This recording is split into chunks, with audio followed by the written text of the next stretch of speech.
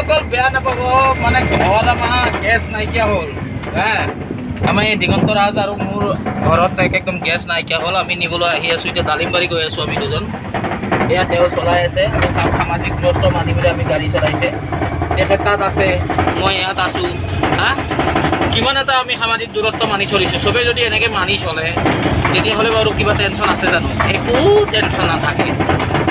গতিকে ভাল পালোঁ আপোনালোকক আমি আজি আমাৰ এই দুৰৱস্থাৰ কথা ক'বলৈ পাই আমি অকণমান ৰখিম চাগে ইয়াতে এইখিনি আমি কি কৈছিল জেগাখিনিৰ নাম ৰতন প্ৰতি বছৰে কৰোণাই আহি আমাক জ্বলা কলা দেখাই দিছে ক'তো ওলাব নোৱাৰোঁ সোমাব নোৱাৰোঁ এতিয়াতো 1টা বজাৰ পৰাই